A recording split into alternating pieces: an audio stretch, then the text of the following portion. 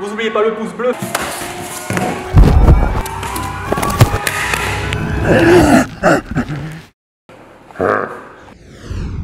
Hop, pique aux yeux. Aïe. On fait un truc un peu plus réaliste où tu commences à le bouger, à bouger un peu. C'est moi qui commence par derrière. Je viens de te rappeler, maintenant, t'arrives derrière.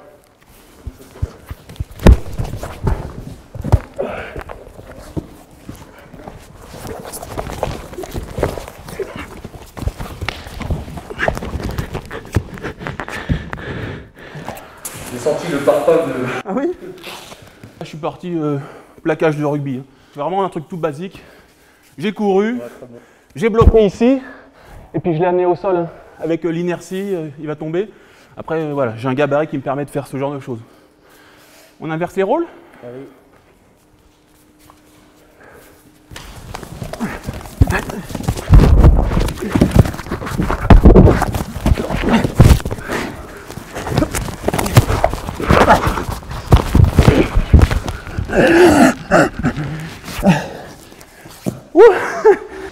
Ah, des vrais gamins. Oh, putain, là, vous m'avez laissé reprendre le schlass. j'ai essayé de le récupérer, je savais plus dans quelle main il était en fait. Alors là, vous avez vu, comme Mika nous a dit, nous avait appris la dernière fois, bah, il me fait perdre l'équilibre. J'ai lâché comme un idiot, hein. Ouais, mais tu l'as repris. Mais après, vous avez déconné, vous m'avez laissé le reprendre. La leçon de ça, c'est qu'il faut qu'il y en ait un qui aille direct. S'il voit le couteau tomber, il lâche le mec, il va sur le couteau. Ouais, ouais. C'est le plus important, je pense. À qui de se faire marave? Allez, Max. Ah, c'est toi qui lui saute dessus?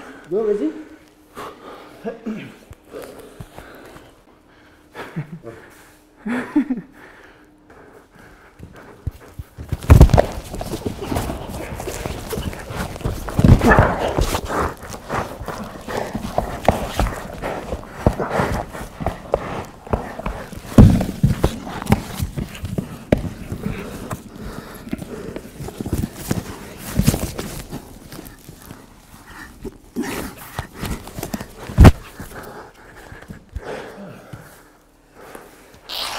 Bon, là, j'ai fait ce que Mika m'a dit, hein. Capture du bras. Une fois que je lève, je bouge plus. Je me mets à genoux. Je voyais pas ce qu'il faisait, mais il était en galère. Je sentais qu'il était sur le dos. Et puis ensuite, bah, j'ai réussi à faire le arracher là. 1, 2. Donc, c'est vrai que ça peut couper. Mais si on le prend à plat, C'est un moindre mal. Il a bien bloqué mon bras. Mika est venu. tu pouvais pas te relever. Percussion. Non, je suis en galère. J'étais assis sur son visage. Bon, après, les gars, quand on fait ça, ça veut dire que celui qui se fait agresser au début va nous aider. D'accord? Si quelqu'un vient vous aider, vous barrez pas. Non, sérieux. Ouais, c'est le but. Imagine, tu vas aider quelqu'un, C'est la solidarité. L'union fait la force. tu risques ta vie, hein? Et si en plus, celui qui se fait aider s'y met, il y a de grandes chances que même d'autres personnes viennent aider en fait. C'est une espèce d'émulation de groupe à la survie générale. Comment t'es tombé? Comment tu l'as fait tomber? En clinch, j'ai essayé de le faire tomber. Tu pouvais pas rester debout? Non, j'ai essayé de résister, mais Là, au début, c'était dur. Il était appuyé sur le mur. Après, on est descendu. À moi? Je te menace? Je te dis, ils vont pas me faire tomber cette fois. Ils vont pas me faire tomber. Un vrai fou, là.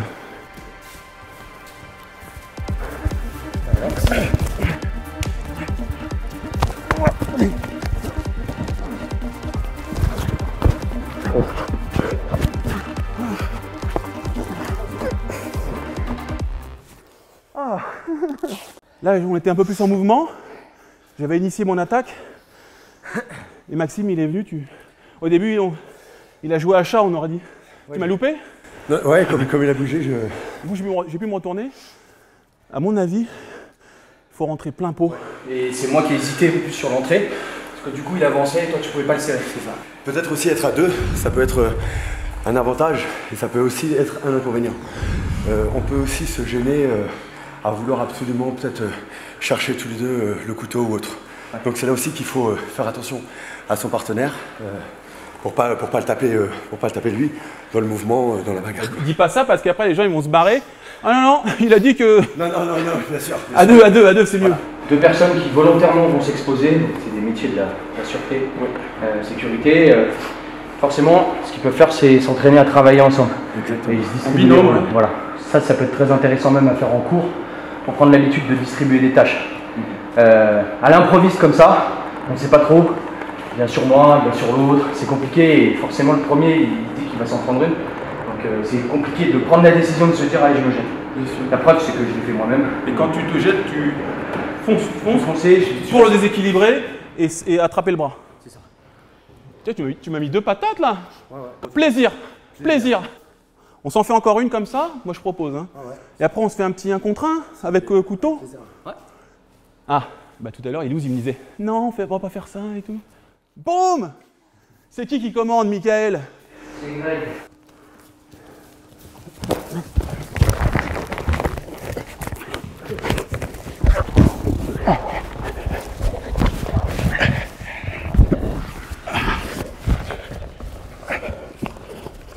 Oh, le casque il bouge, frérot.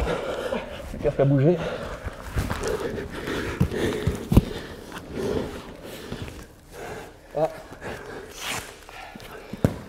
Ah, moi j'en ai pris beaucoup là. J'en ai pris beaucoup. Ce blocage, je l'avais vu, je le trouvais pas mal, mais. Lequel? Bah, enfin, slash. Attends, là, il peut continuer à planter là. Tu vas planter, hein. Le problème c'est ça. C'est celui-là. C'est l'ouverture ici. Si tu passes un bras par-dessus. Comme ça? Oui, bon, ouais.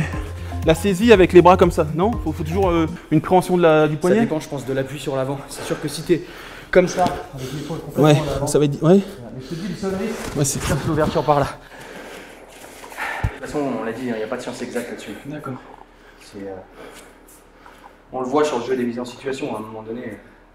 Voilà, ça se finit, entre parenthèses, plutôt bien, parce que voilà, maintenant, il faut tenir compte aussi d'une chose, c'est que le premier blessé, même s'il finit le combat là, c'est pas sûr qu'il finisse d'aller direct à l'hôpital dans l'ambulance. En cas de justement de plaies multiples, les gestes à faire? Alors moi la seule chose que je saurais conseiller aux gens, c'est déjà de se former à ça. Il y a des formations très très bien pour ça. Le secourisme, de toute façon tout le monde devra en faire. Et si tu t'intéresses un minimum au couteau, à un moment donné, quel que soit le métier que tu fais, de toute façon tu es obligé de t'intéresser à ça. Là on aborde quand même des hémorragies complexes. Il y a plein de facteurs. Ce qu'il faut essayer au maximum, c'est d'éviter les perforations. Un slash, j'allais dire, pour quelqu'un qui soit formé, je précise bien, parce qu'il y a beaucoup de vendeurs de formation, secourisme de guerre, tout ça, formés par un vrai formateur. L'application d'un garrot ou tourniquet, ce genre d'outil, permet de faire vraiment de la plomberie d'urgence. Oui. Et peut-être stabiliser la personne. Moi, je travaille avec des reporters de guerre, on a un spécialiste de la formation sur ça, qui les diplôme et qui les forme à de la mise en situation sur des théâtres de guerre. On n'est pas sur une blessure par balle, mais une blessure avec une arme blanche. C'est pas tant compliqué que ça à se former, ça permet de faire pas mal de choses. Et évidemment, à défaut d'avoir un tourniquet et de savoir l'utiliser, forcément des points de compression, ce genre de choses qu'on apprend en secourisme, c'est hyper important. Pour le kiff, petit combat one-on-one, couteau contre en contre 1 avec percussion? Bon. C'est la Normandie contre la Belgique.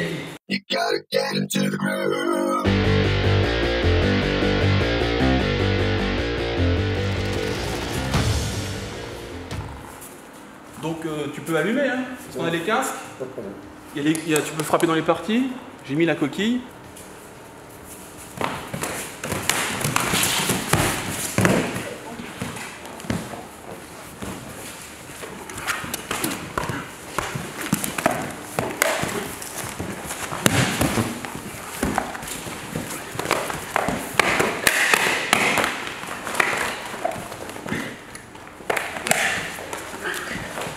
Ok, frérot. Il est mort. Là, on est sur un rapport poids égal. Donc déjà, c'est intéressant en termes de technique. C'est deux beaux bébés qui s'affrontent. L'initiative de Max était super. On ose imaginer ce que ça peut faire à même le sol. Maintenant, la détermination de celui qui a la lame. En fait, vous êtes de toute façon, même avec un gabarit égal, pas sur un plan d'égalité. Pour chaque coup de poing que tu mets, il prend un coup. et toi tu prends un coup de couteau, et le coup de couteau va forcément plus endommager. C'est lui qui est tombé au sol, non? C'est lui qui est tombé en guillotine en arrière, ta tête a tapé le sol, sauf que en fait après tu l'as tenu en guillotine, sauf que tu prenais 7, 8, 9, jusqu'à ce qu'il bascule en garde montée et que ça s'enchaîne. Il aurait peut-être dû se relever en base? En fait, je pense que c'est toujours le même problème, on bascule vite sur du combat, surtout quand on est combattant, c'est ton cas, enfin c'est votre cas. en oubliant le principe qui est de vraiment chercher à isoler. Là, il a voulu pied-point. Ouais, pied-point, c'était intéressant. Pareil, il faut imaginer. Tu m'as touché, je crois. Hein. Je pense que je suis touché avec mon bras droit. Ouais. Je pense qu'en vrai, voilà, ça va avoir un effet sur l'agresseur. Mais c'est après, vrai que l'adrénaline, c'est dur. De toute façon, voilà, vous êtes à gabarit égal. Ah oui Oh, Dieu. Forcément, voilà, si on regarde bien, c'est intéressant à regarder. Oui. Maintenant, on va faire l'inverse, mais vous savez déjà quel va être l'issue. C'est pas sûr, hein. Moi, je suis chaud. Tu me le... Attends, je vois un petit coup. Oui. Ah, ça, c'est le gros dopage, ça. La nucale, GHB.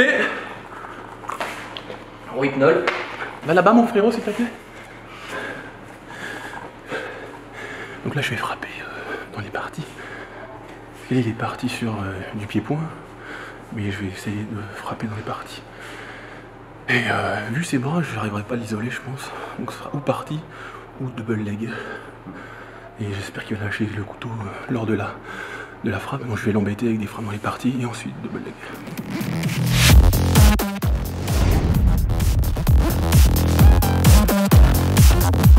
Allez, le karaté Kyokushinkai contre karaté Shotokan. C'est ça que vous aimez les oppositions de style. C'est parti.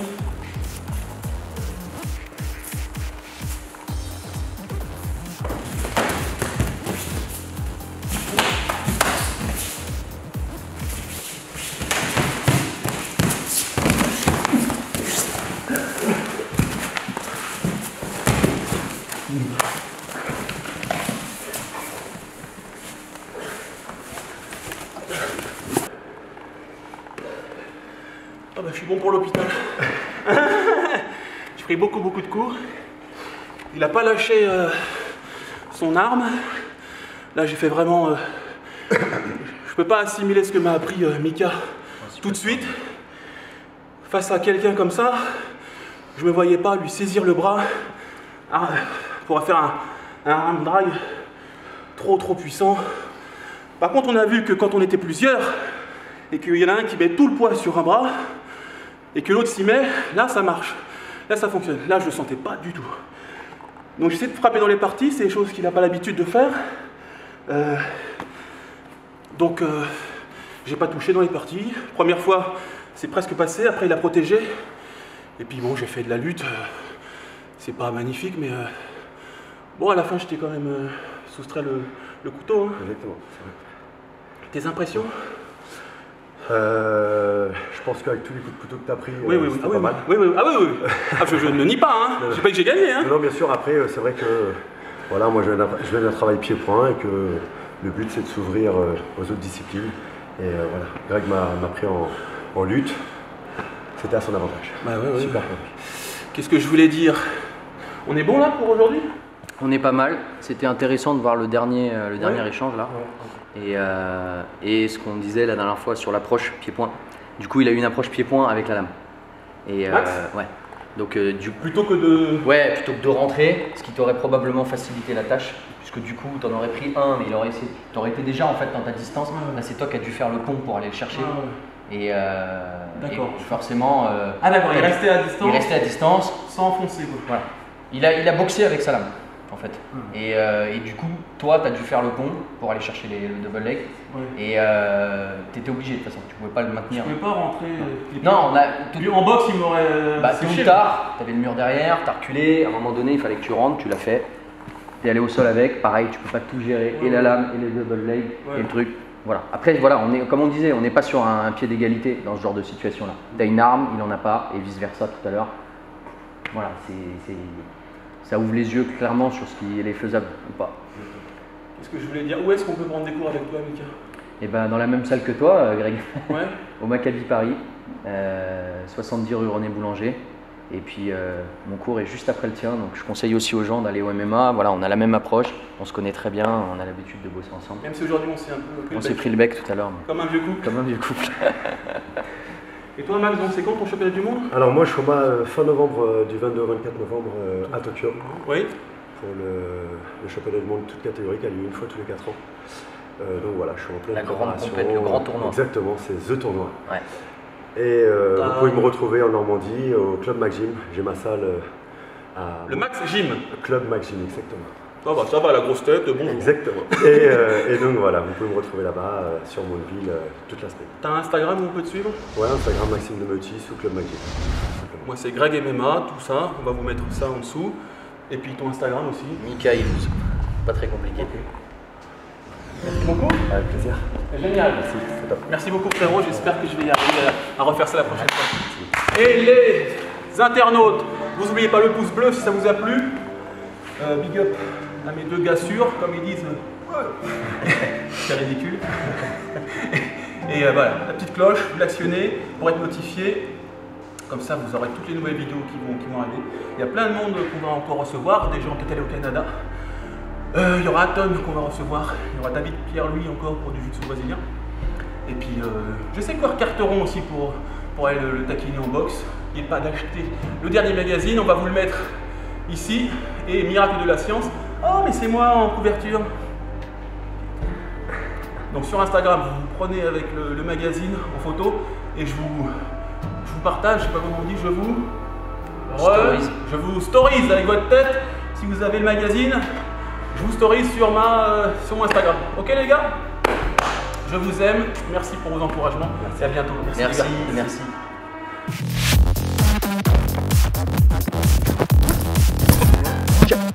Ouf.